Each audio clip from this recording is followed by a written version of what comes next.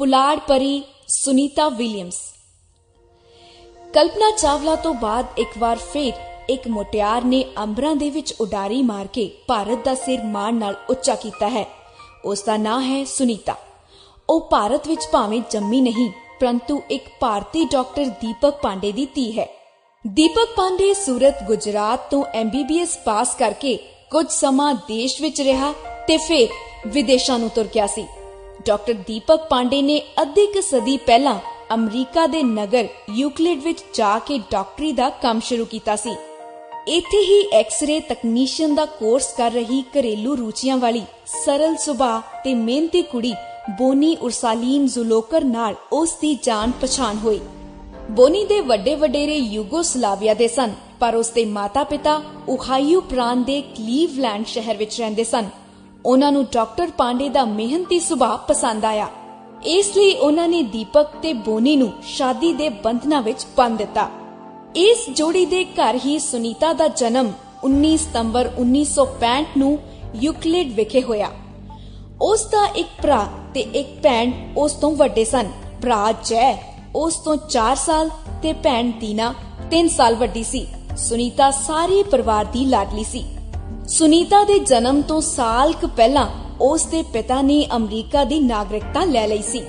ਸੁਨੀਤਾ ਅਜੇ ਸਾਲ ਕੁ ਦੀ ਸੀ ਕਿ ਉਸ ਦੇ ਮਾਤਾ-ਪਿਤਾ ਤੇ ਸਾਰਾ ਪਰਿਵਾਰ ਬੋਸਟਨ ਆ ਗਿਆ।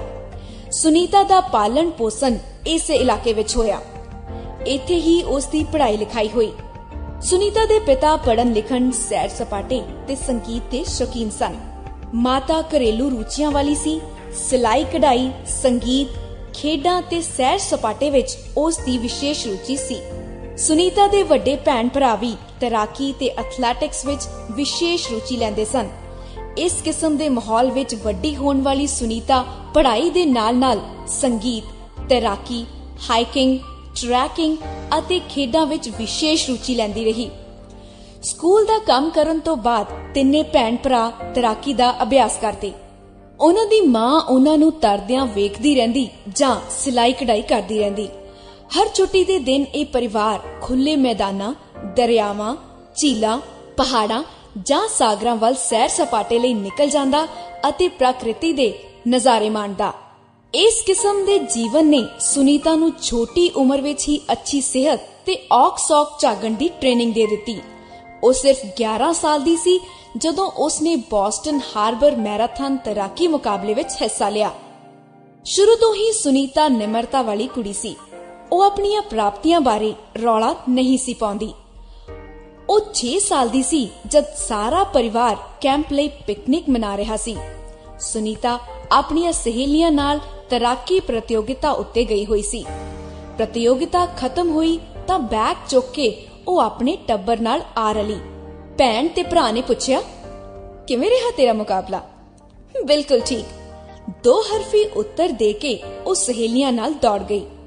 ਉਸ ਦਾ ਜਦ ਬੈਗ ਖੋਲਿਆ ਗਿਆ ਤਾਂ ਉਸ ਵਿੱਚ 5 ਮੈਡਲ ਸਨ। ਉਹ 5 ਵੱਖ-ਵੱਖ ਇਵੈਂਟਸ ਵਿੱਚੋਂ ਫਸਟ ਆਈ ਸੀ।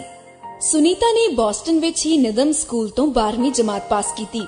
ਸਾਇੰਸ ਅਤੇ ਹਿਸਾਬ ਵਿੱਚੋਂ ਚੰਗੇ ਨੰਬਰ ਲੈ ਕੇ ਉਹ ਜਮਾਤ ਦੇ ਚੋਟੀ ਦੇ ਬੱਚਿਆਂ ਵਿੱਚੋਂ ਇੱਕ ਸੀ। 1983 ਵਿੱਚ ਉਹ ਅਮਰੀਕੀ ਨੇਵਲ ਅਕੈਡਮੀ ਵਿੱਚ ਦਾਖਲ ਹੋ ਗਈ। ਇੱਥੋਂ ਹੀ ਉਸਨੇ 1987 ਵਿੱਚ BSc ਪਾਸ ਕੀਤੀ ਤੇ ਨੇਵੀ ਵਿੱਚ ਭਰਤੀ ਹੋ ਗਈ। ਉਸ ਨੂੰ ਹੈਲੀਕਾਪਟਰ ਉਡਾਉਣ ਦੀ ਟ੍ਰੇਨਿੰਗ ਦੇ ਕੇ ਇਹੀ ਕੰਮ ਸੌਂਪਿਆ ਗਿਆ। ਉਸਨੇ ਇਸ ਕੰਮ ਵਿੱਚ ਇੰਨੀ ਰੁਚੀ ਲਈ ਕਿ 30 ਵੱਖ-ਵੱਖ ਕਿਸਮਾਂ ਦੇ ਜਹਾਜ਼ ਤੇ ਹੈਲੀਕਾਪਟਰ ਉਸਨੇ 2770 ਘੰਟੇ ਉਡਾਉਣ ਦਾ ਰਿਕਾਰਡ ਥੋੜੇ ਜਿਹੇ ਸਮੇਂ ਵਿੱਚ ਹੀ ਬਣਾ ਲਿਆ। ਇਸੇ ਦੌਰਾਨ ਉਸਨੇ MSc ਕਰ ਲਈ ਤੇ ਹੈਲੀਕਾਪਟਰ ਇੰਸਟ੍ਰਕਟਰ ਬਣ ਗਈ। ਇਸ ਸਮੇਂ ਤੱਕ ਉਹ ਨੇਵਲ ਅਕੈਡਮੀ ਦੇ ਆਪਣੇ ਇੱਕ ਜਮਾਤੀ ਮਿਸ਼ੈਲ ਵਿਲੀਅਮਸ ਨਾਲ ਸ਼ਾਦੀ ਕਰਵਾ ਕੇ ਸੁਨੀਤਾ ਵਿਲੀਅਮਸ ਬਣ ਗਈ ਸੀ। 1995 ਵਿੱਚ ਉਹ ਇੱਕ ਹੈਲੀਕਾਪਟਰ ਲੈ ਕੇ ਅਮਰੀਕੀ ਪੁਲਾੜ ਕੇਂਦਰ ਨਾਸਾ ਗਈ, ਜਿੱਥੇ ਉਸਨੇ ਜਾਨ ਯੰਗ ਨਾਂ ਦੇ ਪੁਲਾੜ ਯਾਤਰੀ ਦਾ ਭਾਸ਼ਣ ਸੁਣਿਆ। ਉਸਨੇ ਦੱਸਿਆ ਕਿ ਪੁਲਾੜ ਯਾਤਰੀ ਦੀ ਟ੍ਰੇਨਿੰਗ ਵਜੋਂ ਉਸ ਨੂੰ ਹੈਲੀਕਾਪਟਰ ਚਲਾਉਣਾ ਸਿੱਖਣਾ ਪਿਆ ਸੀ। ਇਹ ਉਸ ਦੀ ਟ੍ਰੇਨਿੰਗ ਦਾ ਲਾਜ਼ਮੀ ਹਿੱਸਾ ਸੀ। ਸੁਨੀਤਾ ਨੇ ਸੋਚਿਆ ਕਿ ਉਹ ਹੈਲੀਕਾਪਟਰ ਚਲਾਉਣ ਦੀ ਮਾਹਿਰ ਹੈ, ਉਹ ਪੁਲਾੜ ਵਿੱਚ ਕਿਉਂ ਨਹੀਂ ਉੱਡ ਸਕਦੀ। ਬਸ ਉਸਨੇ ਨਾਸਾ ਨੂੰ ਅਰਜ਼ੀ ਭੇਜ ਦਿੱਤੀ। ਪਹਿਲੀ ਵਾਰ ਤਾਂ ਨਹੀਂ, ਦੂਜੀ ਵਾਰ 1998 ਵਿੱਚ ਨਾਸਾ ਨੇ ਉਸ ਨੂੰ ਪੁਲਾੜ ਵਿੱਚ ਭੇਜੇ ਜਾਣ ਲਈ ਟ੍ਰੇਨਿੰਗ ਵਾਸਤੇ ਚੁਣ ਲਿਆ। 8 ਸਾਲ ਦੀ ਸਖਤ ਟ੍ਰੇਨਿੰਗ ਉਪਰੰਤ ਉਸ ਨੂੰ ਅੰਤਰਰਾਸ਼ਟਰੀ ਪੁਲਾੜੀ ਸਟੇਸ਼ਨ ਉੱਤੇ 7 ਮੈਂਬਰੀ ਟੀਮ ਨਾਲ 9 ਦਸੰਬਰ 2006 ਈਸਵੀ ਨੂੰ ਡਿਸਕਵਰੀ ਨਾਂ ਦੇ ਪੁਲਾੜੀ ਜਹਾਜ਼ ਵਿੱਚ ਅੰਬਰਾਂ ਦੀ ਉਡਾਰੀ ਭਰਨ ਲਈ ਭੇਜ ਦਿੱਤਾ ਗਿਆ। ਤਕਰੀਬਨ 350 ਕਿਲੋਮੀਟਰ ਦੀ ਉਚਾਈ ਉੱਤੇ ਅੰਬਰਾਂ ਵਿੱਚ ਘੁੰਮ ਰਿਹਾ ਪੁਲਾੜੀ ਸਟੇਸ਼ਨ ਮਨੁੱਖਤਾ ਦੀ ਭਲਾਈ ਅਤੇ ਪੁਲਾੜੀ ਖੋਜ ਬਾਰੇ ਨਵੇਂ-ਨਵੇਂ ਤਜਰਬੇ ਕਰ ਰਿਹਾ ਹੈ। ਸੁਨੀਤਾ ਨੇ ਇਸ ਪੁਲਾੜੀ ਸਟੇਸ਼ਨ ਦੀ ਸਾਂਭ ਸੰਭਾਲ ਤੇ ਤਜਰਬਿਆਂ ਦੇ ਖੇਤਰ ਵਿੱਚ ਬੜਾ ਕੰਮ ਕੀਤਾ ਹੈ। ਉਸਨੇ 195 ਦਿਨ ਪੁਲਾੜ ਵਿੱਚ ਰਹਿ ਕੇ ਨਵਾਂ ਰਿਕਾਰਡ ਬਣਾਇਆ ਹੈ। ਕਿਸੇ ਵੀ ਇਸਤਰੀ ਦੁਆਰਾ ਪੁਲਾੜ ਵਿੱਚ ਗੁਜ਼ਾਰਿਆ ਇਹ ਸਭ ਤੋਂ ਵੱਧ ਸਮਾਂ ਹੈ। ਉਸਨੇ 4 ਵਾਰ ਪੁਲਾੜੀ ਜਹਾਜ਼ ਤੋਂ ਬਾਹਰ ਨਿਕਲ ਕੇ ਕੰਮ ਕੀਤਾ ਹੈ। ਇਸ ਨੂੰ ਸਪੇਸ ਵਾਕਿੰਗ ਕਹਿੰਦੇ ਹਨ। ਇਹ ਕਿਸੇ ਇਸਤਰੀ ਵੱਲੋਂ ਸਭ ਤੋਂ ਵੱਧ ਵਾਰ ਕੀਤੀ ਗਈ ਸਪੇਸ ਵਾਕਿੰਗ ਹੈ। ਉਸਨੇ 29 ਘੰਟੇ 17 ਮਿੰਟ ਸਪੇਸ ਵਾਕਿੰਗ ਕਰਕੇ ਇਸ ਪੱਖੋਂ ਇੱਕ ਰਿਕਾਰਡ ਬਣਾਇਆ ਹੈ।